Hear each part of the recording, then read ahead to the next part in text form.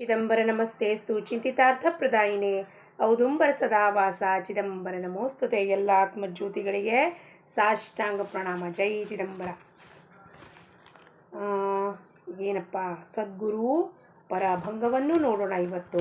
ಇವತ್ತು ಈ ಹೊತ್ತಿನಲ್ಲಿ ನಾನು ರೆಕಾರ್ಡ್ ಮಾಡ್ತೀನಿ. ರಾತ್ರಿ 11:45 12 ಗಂಟೆ ಆಗೋಕ್ಕೆ ಬಂತು.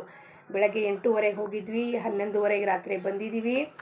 ಸದ್ಗುರು ದರ್ಶನಕ್ಕೆ ಹೋಗಿದ್ವಿ, ಅನುಗ್ರಹಕ್ಕೆ ಹೋಗಿದ್ವಿ, ಅವರ ಕೃಪಾಪಾತ್ರ ಪಡ್ಕೊಳ್ಳೋಣ ಅಂತ ಹೋಗಿದ್ವಿ.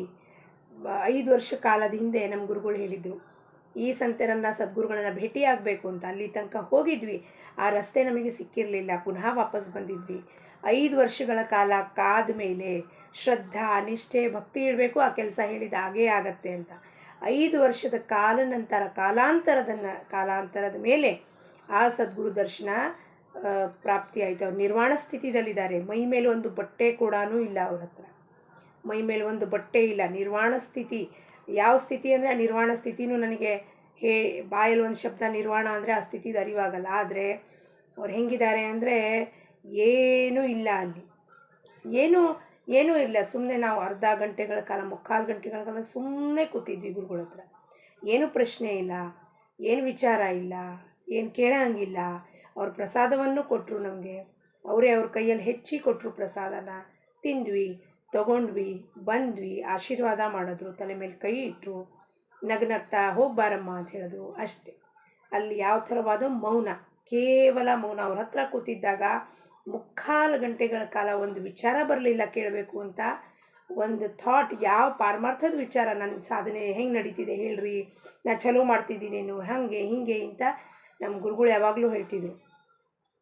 ಸದ್ಗುರು ಹತ್ರ ಹೋದಾಗ ಸದ್ಗುರು ನಾನಾ ರೂಪದಲ್ಲಿ ಬರ್ತಾನೆ. ನಿಮ್ಮ ಗುರು ನನ್ನ ಗುರು ಬೇರೆ ಇದ್ದಾನೆ ಅಂತಲ್ಲ, ಅವ ಒಬ್ಬನೇ ಇರ್ತಾನೆ. ಶಕ್ತಿ ಅದು, ಗುರು ಶಕ್ತಿ ಅದು, ತತ್ವ ಅದು. ಅವನಿಗೆ ಹೆಸರಿಡೋದಾಗಲಿ ಅಥವಾ ಇವನು ಬೇರೆ ಅವನು ಬೇರೆ ಅದು ಅಜ್ಞಾನಿ ಜನ ಮಾಡ್ತಾನೆ. ಮೂರ್ಖರು ಜನ ಹಂಗೆ ಮಾಡ್ತಿರ್ತಾನೆ. ನಿಮ್ಮ ಗುರು ಬೇರೆ ನಮ್ಮ ಗುರು ಬೇರೆ ಅಲ್ಲ. ಅವನು ಯಾವ ರೂಪದಲ್ಲಾರು ಬಂದು ದರ್ಶನ ಕೊಡ್ತಾನೆ. ಇವತ್ತು ಯಾವುದೋ ಒಂದು ರೂಪದಲ್ಲಿ ಬಂದು ದರ್ಶನ ಕೊಟ್ಟ. 5 ವರ್ಷಗಳ ಕಾಲದ ಹಿಂದೆ ಹೇಳಿದ್ರು ಹೋಗಿ ಭೇಟಿಯಾಗಬೇಕು ಅಂತ. ಆದರೆ ಅದು ಇವತ್ತು ಡೋರ್ ಕೀ ಓಪನ್ ಆಯ್ತದೆ. ಅಲ್ಲಿ ತನಕ ಕಾಯಬೇಕಾಗಿತ್ತು, ತಳಮಳ ಇರಬೇಕು, ಅವ್ರು ಭೇಟಿ ಆಗಬೇಕು ಅಂತ. ಇವತ್ತು ಬೆಳಗ್ಗೆ 8:30 ಮನೆ ಬಿಟ್ಟಿದ್ದೀವಿ. ಒಂದು ಕಡೆ ಹೋಗಿದ್ವಿ, ಒಬ್ಬರು ಸದ್ಗುರುನ ದರ್ಶನ ಪಡ್ಕೊಂಡು ಅನುಗ್ರಹ ಪಡ್ಕೊಂಡ್ವಿ. ಅಲ್ಲಿಂದ 3 ಗಂಟೆ ಆಗೋಗಿತ್ತು ಊಟ ಮಾಡಿ ಬಿಡೋಕ್ಕೆ, ಪ್ರಸಾದ ತೊಗೊಂಡು ಬಿಡೋಕ್ಕೆ. 3 ಗಂಟೆ ಆದಮೇಲೆ ವಾಪಸ್ ಆ ಜಾಗಕ್ಕೆ ಹೋಗಲಿಕ್ಕೆ ಎಷ್ಟೊತ್ತಾಗತ್ತೆ ಗೊತ್ತಿರಲಿಲ್ಲ. ಒಂದು 100 ಕಿಲೋಮೀಟ್ರ್ 150 ಕಿಲೋಮೀಟ್ರ್ ಜಾಗ ಇತ್ತು. ಅಲ್ಲಿ ಹೋಗಿ ಸಂಜೆ 6:30 ಆಗಿತ್ತು. ಅಲ್ಲಿ ಹೋಗಿ ಅಲ್ಲಿ ದರ್ಶನ ಪಡ್ಕೋಬೇಕಾದ್ರೆ ಒಂದೇ ಒಂದು ಏನು ಇಚ್ಛೆ ಇತ್ತು, ಅದು ಇದಾಗಬೇಕು ಅಂತ. ಇವತ್ತು ಹೋಗಿ ನೋಡಲೇಬೇಕು ಅವ್ರನ್ನ ಅಂತ ತಳಮಳ ಇತ್ತು. ಅದಕ್ಕೆ ಮಹಾರಾಜರು ಹೇಳ್ತಾರೆ, ಖರೀ ತಳಮಳಿಸ್ಲಿಕ್ಕೆ ಸಂತ ಭೇಟ್ತೋ ಅಂತಂದರೆ, ನಿಜವಾಗಿಯೂ ತಳಮಳ ಇದ್ದರೆ ಅವ್ರು ಭೇಟಿ ಆಗೇ ಆಗ್ತಾರೆ. ಅವ್ರು ಕೇಳಿದ್ರು ಎದಕ್ಕೆ ಬಂದಿದ್ದೀರಪ್ಪ ಅಂತ. ನಾವು ಹೇಳಿದ್ವಿ ಸದ್ಗುರು ಅನುಗ್ರಹಕ್ಕೆ ಬಂದಿದ್ದೀವಿ, ದರ್ಶನಕ್ಕೆ ಬಂದಿದ್ದೀವಿ ಅಂತ. ಆವಾಗ ಬಾಗಿಲು ತೆಗೆದ್ರು. ಯಾರೂ ಇರೋದಿಲ್ಲ ಅಲ್ಲಿ. ಒಂಥರ ಸಣ್ಣದಾಗ ಒಂದು ಮನೆ ಇದೆ, ಇನ್ಯಾರೂ ಇಲ್ಲ ಅಲ್ಲಿ. ಒಂದು 4-5 ಜನ ಬೆಂಗಳೂರಿನವರು ಜನ ಬಂದಿದ್ದರು, ಅವರು ಕೂಡ ವಾಪಸ್ ಹೋಗ್ತಾರೆ. ಇನ್ಯಾರೂ ಇಲ್ಲ. ಒಂದಿಷ್ಟು 4 ಗಿಡ ಇದ್ದಾವೆ, ಒಂದು ಸಣ್ಣ ಮನೆ ಇದೆ. ಸದ್ಗುರುಗಳಲ್ಲಿ ಒಬ್ಬರೇ ಇರ್ತಾರೆ, ಇನ್ಯಾರೂ ಇರೋದಿಲ್ಲ. ನಿರ್ವಾಣ ಸ್ಥಿತಿದಲ್ಲಿದ್ದಾರೆ ಅವರು. ಅಂದರೆ ಏನೂ ಇಲ್ಲ, ಮೈ ಮೇಲೆ ಒಂದು ಬಟ್ಟೆ ಕೂಡ ಇಲ್ಲ ಈಗ ಅವ್ರ ಹತ್ರ. ಆ ಸ್ಥಿತಿದಲ್ಲಿದ್ದಾರೆ ಅವರು. ಆದರೆ ಅವ್ರ ಅನುಗ್ರಹ ಆಗಬೇಕಾಗಿತ್ತು, ಪಡ್ಕೋಬೇಕಾಗಿತ್ತು. ಹೋಗಬೇಕು ನಾವು ಅಷ್ಟೇ, ಇನ್ನೇನು ಮಾಡೋಂಗಿಲ್ಲ. ಅದಕ್ಕೆ ರಾಜಾರಾಮ್ಜಿ ಮಹಾರಾಜರ ಭಂಗ, ಇವತ್ತಿನ ಪ್ರವಚನ ಎರಡೂ ಕೂಡಿ ಏನು ನಮಗೆ ಬೋಧನೆ ಮಾಡತ್ತಪ್ಪ. ज्याची असे सद्गुरूची चाड धरू नये भीड प्रपंचाचा. धन जन तन तृणाचे समान विषय वमन करुनी सांडी. इहलोक परलोक मानी वमन प्राय सद्गुरूचे पाय धुंडी जाय. चिदंबर त्यासी भेटवी सद्गुरू उतरी पैल पार दास म्हणे.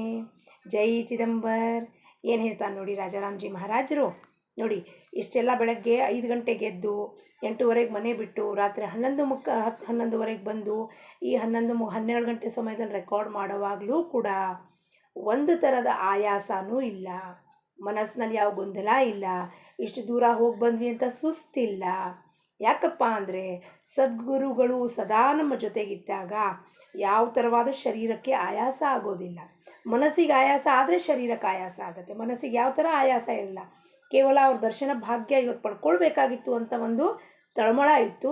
ಅದು ಪ್ರಾಪ್ತಿ ಆದಮೇಲೆ ಬೆಳಗ್ಗೆ 5 ಗಂಟೆಯಿಂದ ಏನು ಅಲ್ಲಿ ಹೋಗಿ ಸಂಜೆ 6:20 ತನಕ ಅವ್ರ ದರ್ಶನ ಪಡ್ಕೊಳ್ಳೋಕೆ ಏನೆಲ್ಲ ಖಟಾಪಟ್ ಮಾಡಿದ್ವೋ ಅದು ಫಲೀಭೂತ ಆಗಿ ಅವ್ರ ದರ್ಶನ ಸಿಕ್ಕಾಗ ಏನು ಆನಂದ ಆಯಿತು ಅಂದರೆ ವರ್ಣನೆ ಮಾಡೋಕ್ಕೆ ಬರೋದಿಲ್ಲ. ಅದಕ್ಕೆ ರಾಜಾರಾಮ್ ಮಹಾರಾಜ್ ಹೇಳ್ತಾರೆ, ಜಾಸ್ತಿ ಅಸೇ ಸದ್ಗುರುಚಿ ಚಾಡ್. ಯಾರಿಗೆ ಸದ್ಗುರು ಬೇಕು ಅಂತ ಅವ್ರ ಹಿಂದೆ ಹೋಗೋವಂಥದ್ದು ಒಂದು ಚಾಡಿ, ನಾವು ಹೆಂಗೆ ಚಾಡಿ ಹೇಳ್ತೀವಿ ಹಂಗೆ ನನಗಿದು ಬೇಕಪ್ಪ, ಇದು ಬೇಕೇ ಬೇಕು, ಯಾರಿಗಿರುತ್ತೋ ಅಂತ ಸದ್ಗುರು ಬೇಕೇ ಬೇಕು ಅಂತ ಇಚ್ಛೆ ಆವಡ್ ಅಂತಾರೋ, ತಳಮಳ ಅಂತಾರೋ. ಧರುಣಯ ಭೀಡ ಪ್ರಪಂಚಾಚ, ಪ್ರಪಂಚದ ಗೊಂದಲಕ್ಕೆ ಸಿಕ್ಕಾಕೋಬೇಡಿ, ಪ್ರಪಂಚದ ಭೀಡ್ ಕ್ರೌಡ್ನಲ್ಲಿ ಹೋಗಬೇಡಿ, ಆ ಕ್ರೌಡ್ನ ಹಿಡ್ಕೋಬೇಡಿ, ಒಬ್ಬರೇ ನಡೀರಿ, ಇದರಲ್ಲಿ ಒಬ್ಬರೇ ನಡೀರಿ, ಸದ್ಗುರು ಪ್ರಾಪ್ತಿ ಖಂಡಿತವಾಗ್ಲೂ ಆಗತ್ತೆ. ಧನ್ ಜನ್ ತನ್ ತೃಣಾಚೆ ಸಮಾನ, ಹುಲ್ಕಡ್ಡಿ ಸಮಾನ ಇದೆ. ಯಾರು?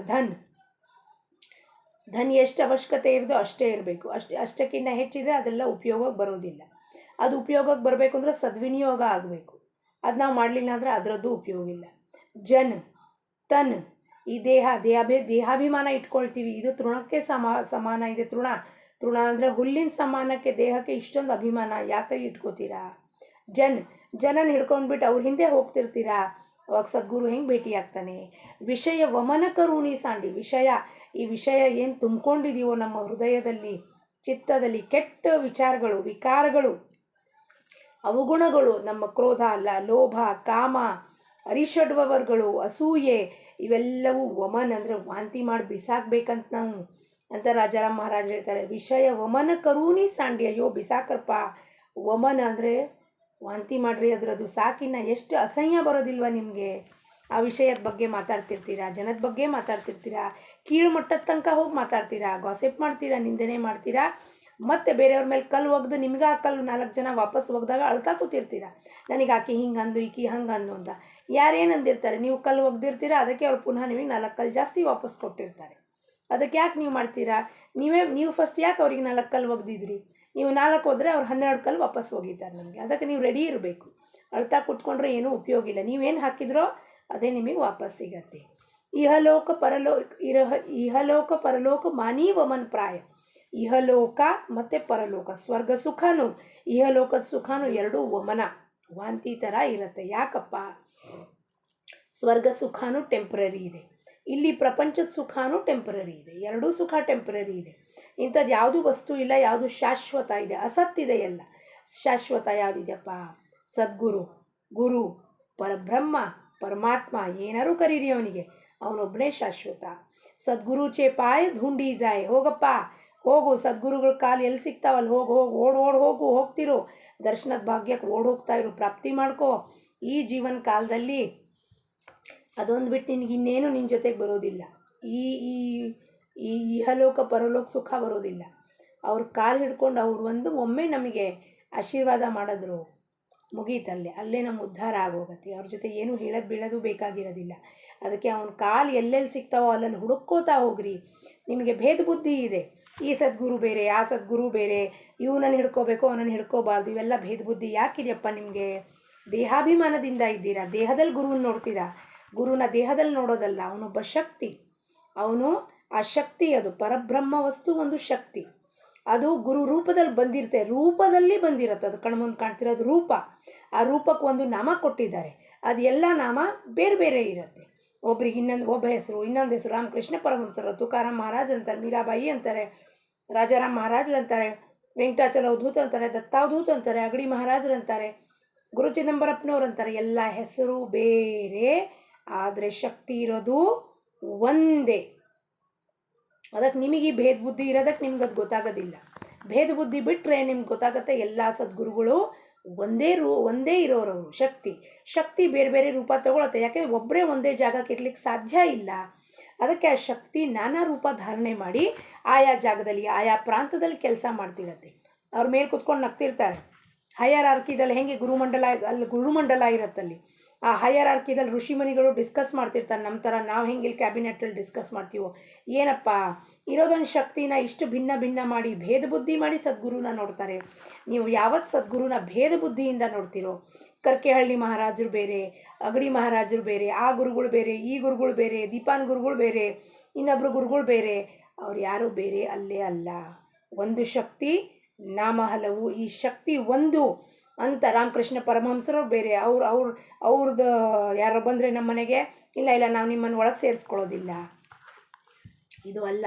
ಇದನ್ನು ನೀವು ಯಾವತ್ತು ಮಾಡ್ತೀರೋ ಅವತ್ತು ನಿಮಗೆ ಸದ್ಗುರು ಅನುಗ್ರಹ ಸಿಗೋದು ಬಿಟ್ಟು ಹೋಗುತ್ತೆ. ಅದನ್ನು ಬಿಟ್ಟು ಅವನಿಗೆ ಶರಣು ಹೋಗ್ತಿರೋ, ಎಲ್ಲವೂ ನಿಂದೇ ರೂಪ ಕಣಪ್ಪ, ಶರಣು ಹೋದಾಗ ನಿಮಗೆಲ್ಲವೂ ಸಿಗತ್ತೆ. ಭೇದ ಬುದ್ಧಿ ಮಾಡಿದವ್ರಿಗೆ ಏನೂ ಸಿಗೋದಿಲ್ಲ, ಖಂಡಿತವಾಗ್ಲೂ ಸಿಗೋದಿಲ್ಲ. ಯಾಕೆಂದರೆ ನೀವು ಸದ್ಗುರು ನಿಂದನೆ ಮಾಡ್ತಿದ್ದೀರಾ. ಗುರು ಅಂತಲೇ ಗೊತ್ತಿಲ್ಲ ಏನು. ಫಸ್ಟ್ ಆಫ್ ಆಲು ಆ ದೇಹದಿಂದ ಒಂದು ರೂಪನ ನೋಡ್ತೀರಾ, ಇದೇ ಒಂದು ಗುರು ಅಂದ್ಕೊಂಡ್ಬಿಡ್ತೀರಾ. ಅವನು ದೇಹಧಾರಿ ಅಲ್ಲ, ಅವನು ಶಕ್ತಿ, ಅದು ಸಾಮರ್ಥ್ಯ, ಪ್ರಚಂಡ ಬಲ. ಅದರ ಬಲ ಏನಿದೆ ಅಂತ ನಮಗೆ ಗೊತ್ತೇ ಇಲ್ಲ. ನೀವು ಯಾವಾಗ ಈ ಭೇದ ಬುದ್ಧಿ ಕೊಡ್ತೀರೋ, ಆ ಏನು ನಿಮ್ಮ ಇದ್ರ ಮೇಲೆ ಏನು ಕಟ್ಟಿದೆಯೋ ಪೊರೆ, ಆ ಪೊರೆ ಹೋದ ಕೂಡಲೇ ನಿಮಗೆ ಗೊತ್ತಾಗುತ್ತೆ ಆ ಶಕ್ತಿ ಒಂದು ಎಷ್ಟು ಪ್ರಚಂಡವಾಗಿ ನಮ್ಮ ಒಳಗೆ ಕೆಲಸ ಮಾಡ್ತಿದೆ ಅಂತ. ಅದಕ್ಕೆ ಆ ಪೊರೆ ಹೋಗಬೇಕು. ಅವನು ಬೇರೆ ಇವನು ಬೇರೆ ಅನ್ನೋದು ಪೊರೆ ಹೋಗಬೇಕು.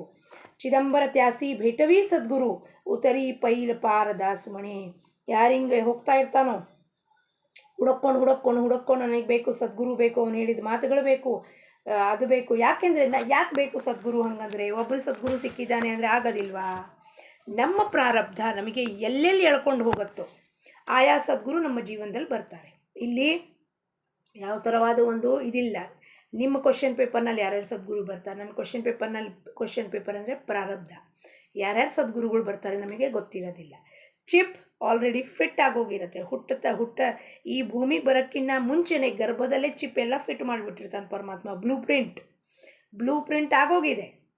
ಪ್ರಿಂಟ್ ಇರೋದನ್ನ ಮ್ಯಾಟರ್ ಯಾವಾಗ ಅನ್ಫೋಲ್ಡ್ ಆಗುತ್ತೋ ನೀವು ಆಯಾ ಗುರುಗಳ ಜೊತೆ ಹೋಗ್ತೀರಾ ಅಷ್ಟೇ. ಆಯಾ ಗುರುಗಳು ಬರ್ತಾರೆ ನಮ್ಮ ಜೀವನದಲ್ಲಿ, ಅನುಗ್ರಹ ಮಾಡ್ತಾರೆ, ಎಲ್ಲರೂ ತೋರಿಸ್ಕೊಡ್ತಾರೆ. ನಾನು ಬೇರೆ ಅಲ್ಲ, ಅವರು ಬೇರೆ ಅಲ್ಲ. ವೆಂಕಟೇಶ ಪುರಾಣದಲ್ಲಿ ಯಾವಾಗ ಸ್ವಾಮಿ ಹತ್ರ ವೆಂಕಟೇಶ ಬರ್ತಾನೋ, ಕುಬೇರನ ಕರ್ಜ ಕೊಡಬೇಕಾಗಿದೆ, ವಾಪಸ್ ಕೊಡಬೇಕಾಗಿದೆ ಅಂತ ಕೇಳೋಕ್ಕೆ ಏನು ತೋರಿಸ್ತಾರೆ ಸ್ವಾಮಿ? ನನ್ನಲ್ಲಿ ಹರಿನಲ್ಲಿ ನನ್ನಲ್ಲಿ ಭೇದವಿಲ್ಲ, ನೀವು ಭೇದ ಬುದ್ಧಿಯಿಂದ ನೋಡಬೇಡಿ ನಮ್ಮನ್ನು. ಶಿವ ಮತ್ತು ಹರ ಮತ್ತು ಹರಿ ಭೇದ ಬುದ್ಧಿ, ಭೇದ ಇಲ್ಲ ಅಲ್ಲಿ. ನಾವು ಶಕ್ತಿ, ಒಂದು ಶಕ್ತಿ ಅದು. ಆದರೆ ನಮಗೆ ಅರಿವಿಲ್ಲ. ಅದಕ್ಕೆ ನಾವು ಇವತ್ತಿಗೂ ಕೂಡ ವೈಷ್ಣವರು ಸ್ಮಾರ್ತರು ಅಂತ ಜಗಳ ಮಾಡ್ತಾ ಕೂತಿರ್ತೀವಿ. ನಿಮ್ಮದು ಇದೇನಪ್ಪ ಅದು ರೈಲ್ವೆ ಪಟ್ಟಿ ಅಂತಾರೆ, ನಿಮ್ಮ ಮುದ್ರೆ, ನಿಮ್ಮ ಪೋಸ್ಟ್ ಆಫೀಸ್ ಅಂತ ಸ್ಟ್ಯಾಂಪ್. ಏನು ಮಾತಿದು? ಏನಂತಾರೆ ಇಂಥ ಡಿಗ್ರೇಡೆಡ್ ಮಾತಾಡ್ತೀವಿ ನಾವು. ಆಮೇಲೆ ನಾವು ಅಂತೀವಿ ನಮಗೆ ಅವನು ಸಿಗಬೇಕು, ಭಗವಂತ ಸಿಗಬೇಕು. ಯಾದಕ್ಕೆ ಯಾರು ಒಬ್ಬರು ಅವ್ರವ್ರ ರಿಲಿಜನ್ ಏನು ಫಾಲೋ ಮಾಡ್ತಾರೋ ಅವ್ರ ಭಕ್ತಿಯಿಂದ ಫಾಲೋ ಮಾಡಲಿ ಅಂತ ನಾವು ಬಿಡಬೇಕು. ಯಾಕೆ ಅವ್ರಿಗೆ ಟೀಕಾ ಟಿಪ್ಪಣಿ ನಿಂದನೆ ಮಾಡಬೇಕು? ಇಲ್ಲಿಂದನೇ ಶುರುವಾಗುತ್ತೆ ನಮ್ಮ ಅಧೋಗತಿ. ಯಾವಾಗ ನಾವು ನಿಂದನೆ ಮಾಡ್ತೀವೋ, ತಮಾಷೆದಲ್ಲಿ ಹೇಳಿದ್ರೂ ಕೂಡ ಅದು ನಿಂದನೆ ನೀವು ಮಾಡಿದ್ದು ಅದು ಅವನಿಗೆ ಮುಟ್ಟತ್ತದು. ಅವನಿಗೆ ಮುಟ್ಟಿದಾಗ ಅವ್ನು ನಮ್ಮನ್ನು ಸುಮ್ಮನೆ ಬಿಡೋದಿಲ್ಲ. ಅವ್ರು ಸ್ಮಾರ್ತರಾರು ಇರಲಿ, ವೈಷ್ಣವರಾರು ಇರಲಿ, ಹರಿಭಕ್ತರಿರಲಿ, ಶಿವನ ಭಕ್ತರಿರಲಿ, ಎಲ್ಲ ಭಕ್ತರು ಒಂದೇ ಇರ್ತಾರಪ್ಪ, ಯಾರೂ ಬೇರೆ ಬೇರೆ ಅಲ್ಲ. ಈ ಭೇದ ಬುದ್ಧಿ ಬಿಟ್ಟಾಗ ನಿಜವಾಗಿಯೂ ಸದ್ಗುರು ಚರಣ ಮುಟ್ಟಕ್ಕೆ ನಾವು ಲಾಯಕ್ಕಾಗ್ತೀವಿ. ಅಲ್ಲಿ ತನಕ ಅವ್ರ ಚರಣ ಮುಟ್ಟಕ್ಕೂ ಲಾಯಕ್ಕಿಲ್ಲ ಭೇದ ಬುದ್ಧಿ ಇಟ್ಕೊಂಡು. ಅವ್ರು ಏನಿಲ್ಲ, ಅವ್ರು ಸುಮ್ಮನೆ ಕಾಲಿಗೆ ಬಿದ್ದರೆ ಏನೂ ಮಾಡೋದಿಲ್ಲ, ಅವ್ರು ಏನೂ ಹೇಳೋದಿಲ್ಲ. ನೀನು ಭೇದ ಬುದ್ಧಿನೇ ಹೋಗಿಲ್ಲ, ನಿನಗೇನು ಗೊತ್ತಾಗುತ್ತೆ ಯಾರ ಕಾಲು ಮುಟ್ತಿದ್ಯಾ ನೀನು ಅಂತ. ಅದಕ್ಕೆ ಈ ಭೇದ ಬುದ್ಧಿನ ಫಸ್ಟು ಬಿಟ್ಟು ಹಾಕೋಣ. ಭಗವಂತ ಪರಮಾತ್ಮ ಚರಾಚರದಲ್ಲೂ ಚಿದಂಬರ ರೂಪನಾಗಿ ನಾ ಎಲ್ಲರನ್ನು ನೋಡ್ತೀನಿ ಅಂದರೆ ಏನರ್ಥ? ಅವ್ನು ಗುಂಡಿಧರಾಗಿ ಎಲ್ಲರಲ್ಲೂ ಕಾಣಿಸ್ತಿಲ್ಲ. ಅರ್ಥ ಏನಪ್ಪ ಅಂದರೆ ಒಂದು ಚೈತನ್ಯ, ಒಂದು ಶಕ್ತಿ ಎಲ್ಲರಲ್ಲೂ ನಾನಾ ರೂಪದಲ್ಲಿದೆ. ಆ ನಾನಾ ರೂಪಕ್ಕೆ ನಮಸ್ಕಾರ ಮಾಡಿ, ನಾನಾ ರೂಪಕ್ಕೆ ನೀವು ಏನು ಕೊಡಬೇಕು? ಬೆಲೆ ಕೊಡಬೇಕು. ಅದಕ್ಕೆ ಅಂದರೆ ನಮಸ್ಕರಿಸಿ ರೆಸ್ಪೆಕ್ಟ್ ಮಾಡಬೇಕು. ಅದಕ್ಕೆ ನಿಂದನೆ ಮಾಡೋದಲ್ಲ, ಇವನು ಬೇರೆ ಅವನು ಬೇರೆ ಅಂತ ಬೇರೆಯವ್ರಿಗೆ ಚಾಡಿ ಹೇಳೋದು. ಅಥವಾ ನೋಡ್ರಿ ಅವ್ರು ಎಷ್ಟು ಗುರುಗಳು ಮಾಡ್ಕೊಂಡಿದ್ದಾರೆ. ನಿಮಗೂ ನೂರಾರು ಗುರುಗಳಿದ್ದಾರೆ. ಯಾವ ಗ್ರಂಥ ನಿಮ್ಮ ಮನೆಗೆ ಬರುತ್ತೋ ಆ ಗುರು ನಿಮ್ಮ ಮನೆಯಲ್ಲಿ ಇರ್ತಾರೆ. ನಿಮಗೆ ಗೊತ್ತಿಲ್ಲ ಈ ಸೂಕ್ಷ್ಮದ ಮಾತು. ನಿಮ್ಮ ಮನೆಯಲ್ಲಿ ಭಗವದ್ಗೀತಾ ಇದೆಯಾ? ಕೃಷ್ಣ ನಿಮ್ಮ ಗುರು. ಭಾಗವತ ಇದೆಯಾ? ಕೃಷ್ಣ ನಿಮ್ಮ ಗುರು. ನಿಮ್ಮಲ್ಲಿ ಶ್ರೀಪಾದ ಶ್ರೀವಲ್ಲಭ ಚರಿತ್ರೆ ಇದೆಯಾ? ಗುರುಚರಿತ್ರೆ ಇದೆಯಾ? ದತ್ತ ನಿಮ್ಮ ಗುರು. ಭಕ್ತಾನಂದ ಸ್ತೋತ್ರ ಇದೆಯಾ? ಚಿದಂಬರ ನಿಮ್ಮ ಗುರು. ರಾಜಾರಾಮ್ ಮಹಾರಾಜರು ನಿಮ್ಮ ಗುರು. ತುಕಾರಾಮ್ ಮಹಾರಾಜರು ನಿಮ್ಮ ಗುರು. ಎಲ್ಲರೂ ಗುರು. ಸದ್ಗ್ರಂಥದ ಮುಖಾಂತರ ಯಾರ್ಯಾರು ಸದ್ಗ್ರಂಥ ಯಾವ್ದ್ಯಾವ್ದು ನಮ್ಮಲ್ಲಿದೆಯೋ ಅವ್ರು ಎಲ್ಲರೂ ನಮ್ಮ ಗುರುಗಳಿದ್ದಾರೆ. ಅವನು ನಾನಾ ರೂಪದಲ್ಲಿ ಬಂದು ನಮಗೆ ಬೋಧನೆ ಜ್ಞಾನವನ್ನು ಕೊಡ್ತಾನೆ. ನಮಗೆ ಅರಿವಿಲ್ಲ. ಸಗುಣ ರೂಪ ಅಂದರೆ ಏನು? ಸದ್ಗ್ರಂಥ ಕೂಡ ಸಗುಣ ರೂಪ. ಸಗುಣ ರೂಪದಲ್ಲಿ ರಮಣ ಮಹರ್ಷಿಗಳಿದ್ದಾರೆ ನಮ್ಮ ಮನೆಯಲ್ಲಿ. ನಿಸರ್ಗದತ್ತ ಮಹಾರಾಜ್ ಇದ್ದಾರೆ.